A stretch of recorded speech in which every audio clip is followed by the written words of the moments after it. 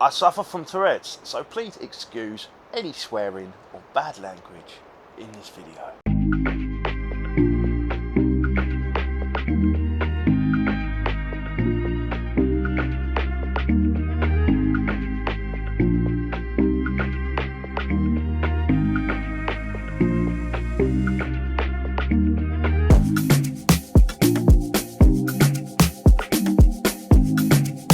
So, welcome back. My name's Jim. I'm Lou. And we are Fields and Flocks. Coming up in today's episode. Didn't you just tell me to say that? Yeah. It looks so good. This month's montage. Lou is now just wrapping the bacon. Next year we're getting 3 pigs. And the phacelia. This is how I described it to Lou. And I've got something really, really exciting. You heard it here first. 100,000.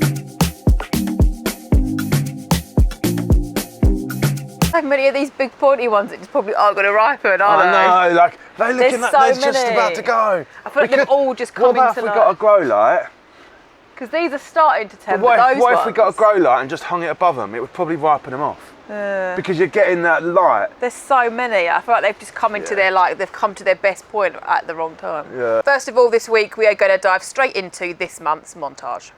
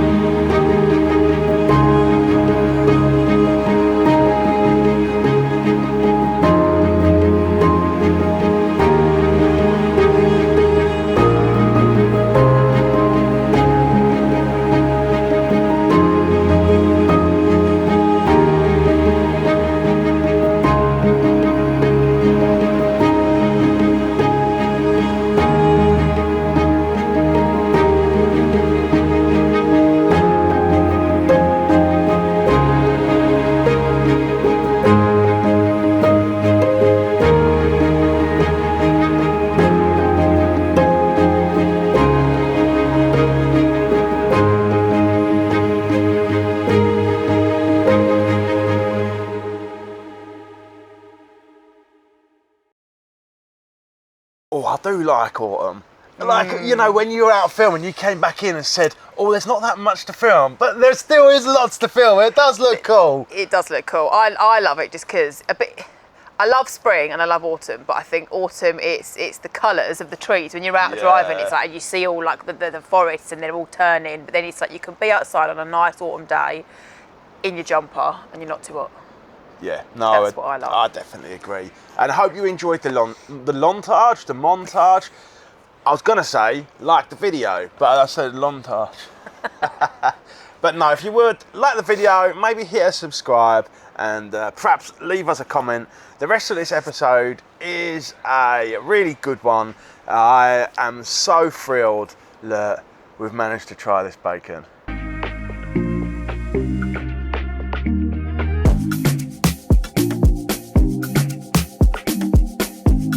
So before we could taste the bacon, we had to slice it and get it ready. Alongside that, I was dealing with one of our pork shoulders, and we'll roll the footage. Guys, so most of you know that I do enjoy cooking or prepping for cooking, and there's some cookings I can do, some cooking I can't do. And meat, where you just have got to put it in a rub and chuck it in the oven, is something I can do. So let's have a look at this joint because it looks so good. So I've got a rub and I'm gonna do a bit of pear cider vinegar in with it, and I've got a coffee and pear cider sauce for afterwards. I know it sounds gross, but supposedly it's really, really nice. That meat, I don't know if it looks good on my camera, but it just looks so nice. Can't wait to get stuck in. So I'm also today, guys, rendering some lard. So this has been in the freezer. We've just defrosted it. We're gonna use the slow cooker. I'll just be stirring it, chopping it all into like little squares like that, and yeah, rendering the lard for using in cooking instead of oils and things like that. Little one's helping putting stuff away. Good girl. I've got one here that I'm gonna put the lid on now. It's just on low. I'm gonna give it a stir every half an hour for today. And then I'm going to put one on here on the hob on number one. So just boom. And again, I'm going to put the remainder in here, cut it up like before, and hopefully we'll get some lovely lard. Done, we've got that quite full. Same with this. And we've still got 2.5 bags left of this in the freezer, but we're going to try, I'll see which method comes out best, and then do the remaining in whichever method comes out best. You'll have to excuse the few crumbs. I know Lou is going to be absolutely furious at me for filming this and not wiping them first. But it's just toast. They're just crumbs from toast this morning.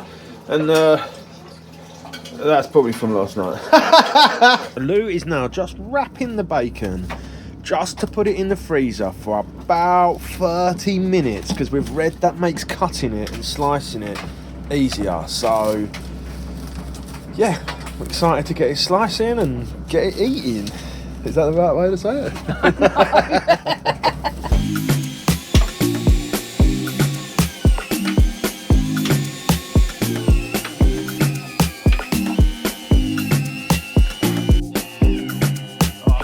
So we're on the back bacon control one this time, and oh, it looks good, guys. Doesn't it, Lou? Yeah, it's really nice.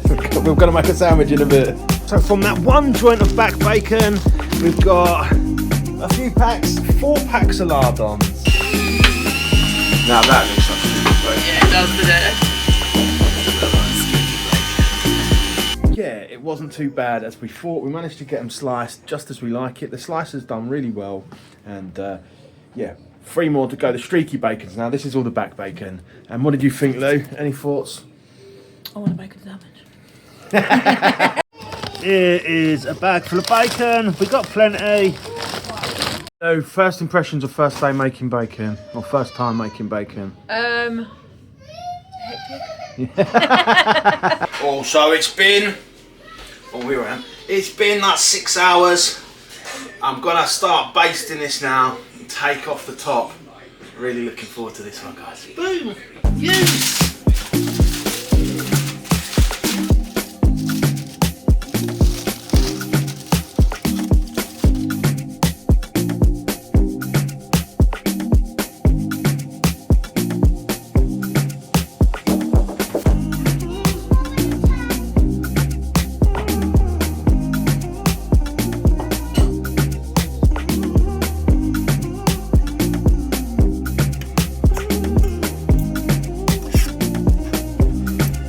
pulled pork was absolutely incredible. It was so nice. All the pork, everything. It's just tasty, isn't it? It's really tasty. flavourful. Yeah, it's really the flavour of tasty. it. It's lovely. And that was a labour of love. And now, the next section, we're going to go straight into it from here. So, hope you enjoy. This feels so good. And we'll catch our thoughts afterwards.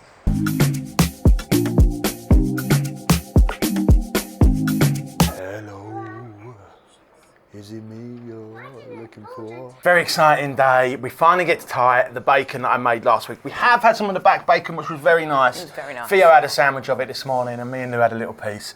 But we've got the plain bacon here, the honey bacon, the sweet one. It looks a little bit burnt, but we'll see how it tastes because we'll know for next time to cook that one less. I imagine it's because of the sugars. I imagine it's, the honey on it, I would have thought. A thingy, and then we've got the herby bacon here. Now, if you've watched us do a taste test before, we do like to give them scores. But with the bacon, because it's all the same animal, the texture, the meat, all that's going to be the same. So we're just going to go on flavour. Without further ado, because this is what it's all about. Ready, Lou? This is the plain one.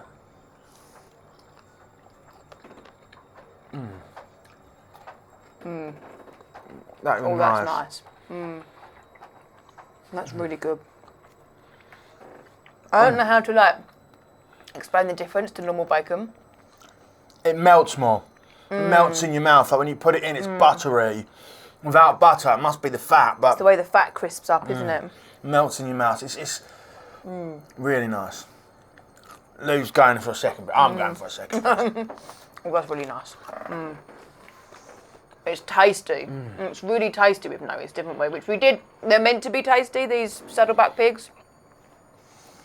But they've got a real good taste. Oh my gosh. I want to give it a 10 out of 10, but then we've got nowhere to go for these ones, so I'm going to have to say 9. No, I'll say 9. No. Oh, you think eat them first? I think eat them first. Okay. So this is the honey one. This is the sweet one.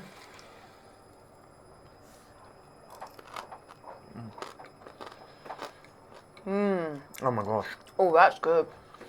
Oh wow. It's not it's not like was it paprika and honey? You can't really taste the paprika. It's not like in your face flavoured bacon, is it? But it's subtle. It's delicious. I know what you mean. It's a subtle, just made that first one better. Oh, that's delicious, that is. Oh, really good. Because my thing was that, would they be okay in a bacon sandwich still, or would the flavoured ones be too flavoured that you'd have to more use them in with things? But actually, that would be fine in a sandwich, wouldn't it? Yeah, it's just really nice. It adds to the caramelisation. That's not That's not burnt. No, that's caramelised. So it looks burnt. I mean, I think that one's a little bit burnt, but. But my one looked worse than that. Did it? Yeah, and it didn't taste burnt. It tastes more caramelised. Right. That's it's got that sweetness edge to it, hasn't it? That's really.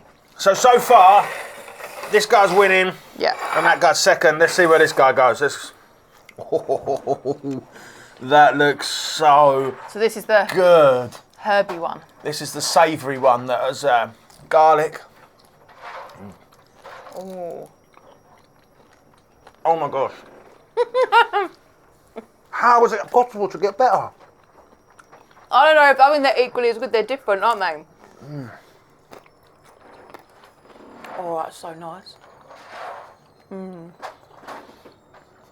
That is so good.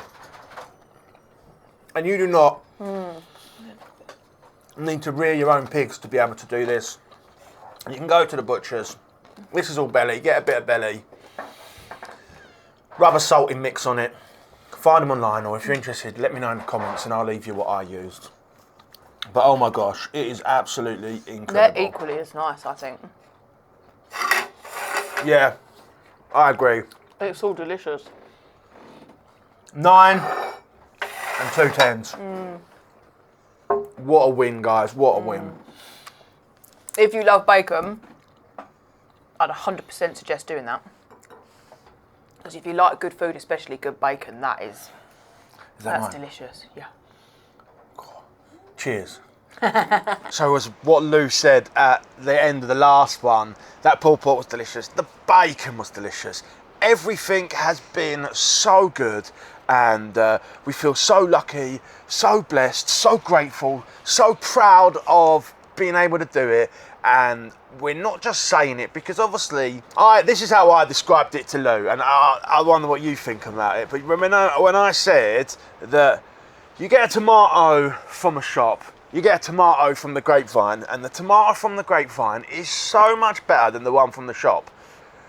Whereas pork doesn't even compare. Like, it's not just better, it's beyond elevated. It's so delicious, it is so wonderful, and yeah. Thanks for being on the journey. Lots of you have been here from before we even got the pigs to now, and it's just really exciting. And what do you think? Do you think that's a fair comparison? What I'm saying? I think what I don't know what really stands out to me is it's before we moved years and years and years ago. My mum and dad used to get this veg box, and they got these sausages, and they were obviously, now I know, high percentage of meat. They were so expensive, they cost a fortune. Yeah, they were delicious, but I've always remembered these sausages thinking they were so nice. And I feel like our ones, it shows what, you know, it really shows the meat percentage difference to the shops. And I feel like the sausages we've got are like really, like, if I was in a shop, they'd be like the really expensive ones. So it's nice to know that you're kind of, it's not for free, is it? No, it's £4.20 a kilo though. So it was. What is the stance, like the price of a bog standard cheap sausage? We're getting a real top quality, delicious sausage. So I feel like it feels like you're kind of, you're getting really good quality for not that much money, are you? You're buying, it's the cost of low quality stuff, but it's high quality. I totally agree with that. And the lard came out fantastic. I know I chucked some footage in there and then never closed it off, but that's because I forgot. But I've got a picture here, and the lard is delicious. Again, it's fantastic. We're all of a sudden now self-sufficient on cooking. Like, you know, like we don't need oils. We can just do it with the lard. Unless it's your stuff that, you know, the taste won't go right with lard. Like, again, it's another saving because, you know, you buy your olive oil, and any olive oil, most of them, it's expensive. So, yeah, I've really noticed that we're not getting through that as quickly. So it's all these little things that kind of slowly we're getting more and more self-sufficient with, aren't we? Which is really nice. Next year we're getting 3 pigs, and we might even send them to the abattoir so we can sell some sausages.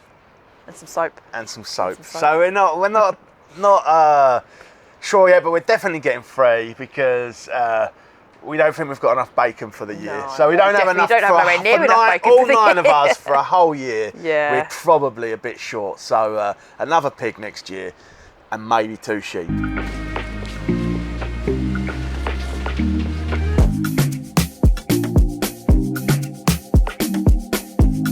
In the Flower Garden is back again this week, and Lou has got an update for you guys. I thought I'd give you a quick update on how the Secret Garden is doing. For those of you who've watched the more recent vlogs, you'll know that I recently put a cover crop in here of phacelia on what will be the flower beds for next year, and of red crimson clover in the pathways.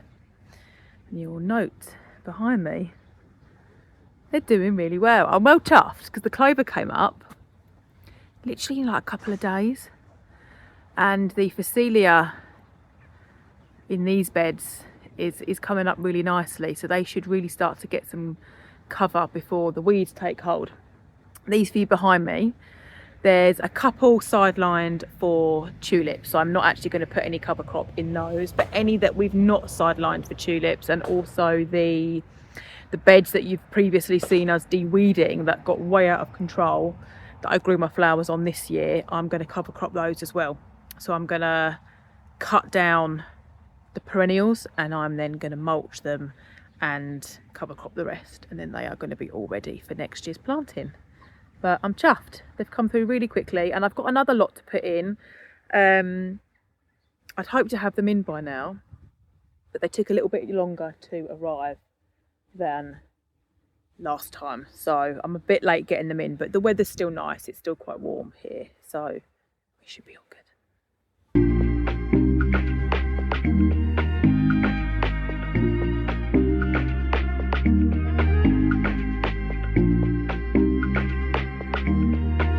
After that, it's going to be planting garlic. Now, the garlic's quite exciting because last year was the first year we planted garlic we had grown ourselves. So we had the first year of growing garlic, which we bought the bulbs for. We then saved the bulbs and the cloves and planted them last year, and they did so much better. So this will be the second year of using garlic that actually is our own. So yeah, it's just a job of separating all the little cloves, popping them in, and then we can leave them to overwinter.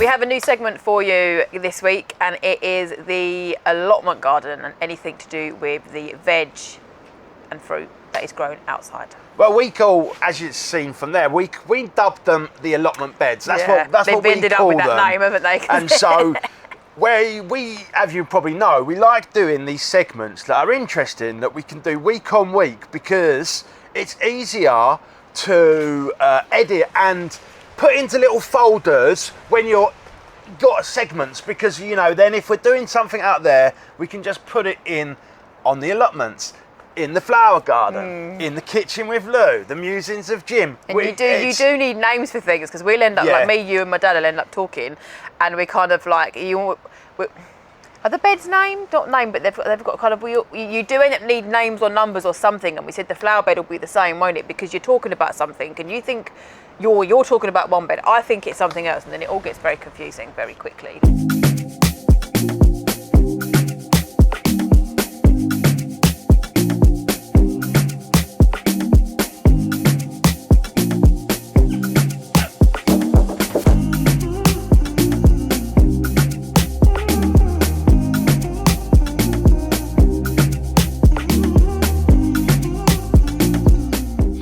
Brown onions here. I think some shallots and some more brown ones. So, one bed of onions done. Onions.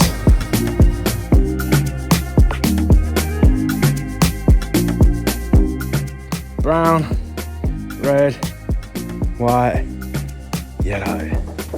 Onions are done. So, garlic planting, again, we're going to try and get them in. We're maybe a bit late, but we've had a lot going on, so me and Lou got to get to it. Lou's laughing at me.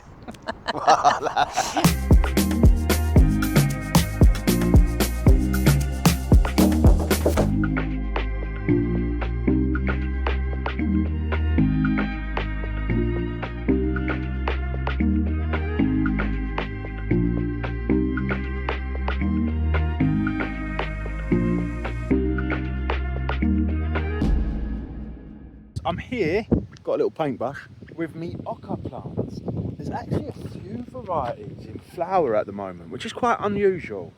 Now, with oca, how you make new varieties, is if you get seed pods from two different varieties that have cross-pollinated. So I've got my paintbrush here, and I am going to gently brush the pollen from the different species across. Now, maybe this will come to nothing, but I'm going to keep my eyes out, and if I get any seed pods, I develop, the seeds apparently spit, so I want to wrap a little plastic bag around any of the flowers that I pollinate, and then hopefully if the seeds ripen, they'll pop. Now, it is a long shot, guys, so I don't think it's going to happen, but you've got to try, ain't you? I couldn't believe it when I saw there's at least 3 varieties with flowers out at the moment, so yeah, it's not going to be impossible, but it's a very long shot, and maybe I'll breed my very own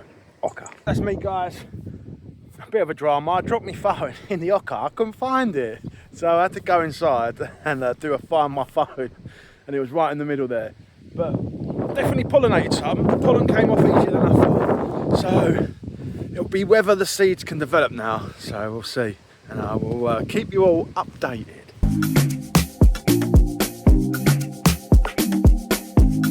I've got something really, really exciting. I've bought a new machine. It's something I've only really looked into it recently, but one of the first things from a self-sufficient point of view, I started doing years ago was making my own bread. I've hit a point where I always buy a loaf of bread from the supermarket each week, and I try and keep it as a backup. So it's only there if we need it, if I haven't had a chance to make my own bread. But I found it really fun. I started off just very simple, your basic white loaves, and then as time's gone on, I've ended up buying all these different types of flours. I love a granary bread. Kids not so much, so I've ended up doing kind of granary for me and Jim, and all different type of blends of brown flours. The kids like a white or a wholemeal loaf. And then the next step kind of went on to sourdough, which, whilst we love a sourdough, it's a little bit more time consuming. For that first few hours you have to be back and forth stretching and folding the dough every half an hour. You've then got to keep checking it while it's proving, and in the summer it's very quick, in the winter it's very long, you leave it overnight. So whilst it's lovely and we love it and I really kind of enjoy the process, on the other hand, with everything we've got going on at the small holding, it doesn't fit in with my schedule, and I can't be back and forth all the time because I forget, I turn my alarm off, half an hour later I go back in, it's overproved and the whole loaf is ruined. So I will do sourdoughs, and I do the odd one if I have time over the weekend, but when you're busy and you've got the kids, I kind of need something quick that's not going to sort of take too much brain power. So I've reached a point now where, whilst I've experimented with different flours, I've also then started experimenting with different grains, and I then came across these lovely looking machines, which is basically a mini household mill. This one's called Sana. It's a grain mill, and essentially you just buy the whole wheat grains and you mill it yourself. My main thing was that I never realised I would buy these sort of what I thought were top quality organic flours, and once they've been milled, their shelf life is literally a few months before the nutrients really start to deplete. Whereas with these whole grains, or the wheat berries as they're sometimes called, at this stage in a bag, their nutrient level lasts for years. So when you mill this and use it straight away, you're getting all of the nutrients from this, which you don't get. I mean, your bog standard white flour, because that's been split, you don't get hardly any. And even the quality flours, you don't know how long they've been sitting on the shelf for. And if they've been on the shelf for over 3 months, those nutrients have depleted. So from a nutrient perspective, with the kids and with us, I sort of thought, great, let's look at milling our own flour. And I love it. It's great. It's really, really good.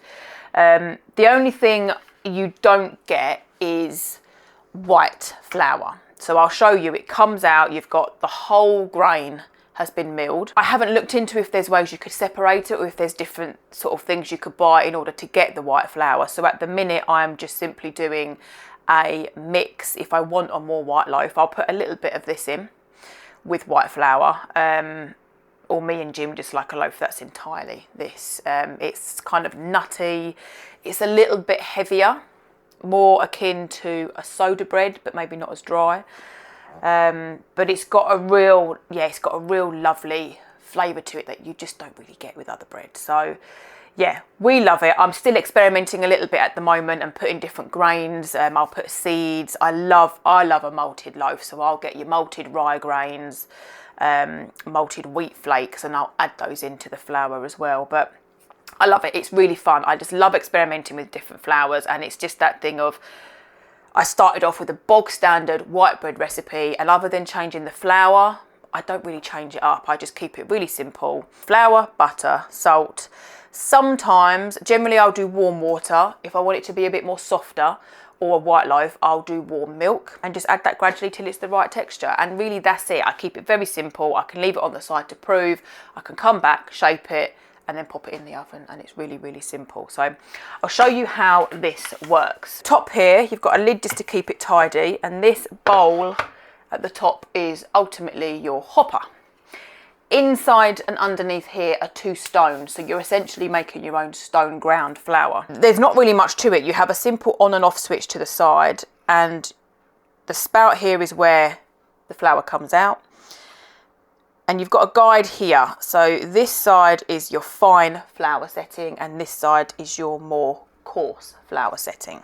So you just simply twist the hopper towards the coarse side if you want your more coarse stone ground flour, and this side if you would like it finer. What I have discovered with this is you can't go straight to the really fine flour from the wheat berries. You have to kind of, essentially you mill it twice. You mill it in the middle, so it's a medium coarseness, and then you put it through again to make it fine. So I'll show you how that's done now. Pop your bowl underneath. It's loud, I will warn you, it's loud. Not one to do when the kids are in bed. Okay.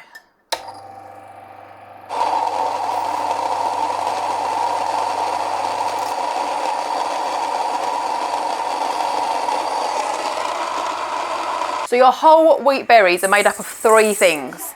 They're made up of the endosperm, bran, and what's the third one? Oh, your germ. So endosperm, bran, and germ. So white flour is made purely and simply from the endosperm. They sift out the bran and the germ. Any whole wheat bread contains all 3. So that's why generally the saying is your brown bread is your more nutrient dense bread, but it's a denser loaf with a nuttier taste. Your white bread, as we all know, is your lovely, fluffy deliciousness. So I imagine you potentially could sift out the bran and the germ, but ultimately the bran is what gives you fibre, the germ is all your healthy fats, and there's not a huge amount of nutrients in the endosperm, hence why your white bread is not so good for you, even though it tastes lovely. So what I'm going to do now, you'll see the texture is quite, it's a very coarse texture at the moment. So I'm now going to put this through the mill again on the fine setting, and then I'll show you how that comes out.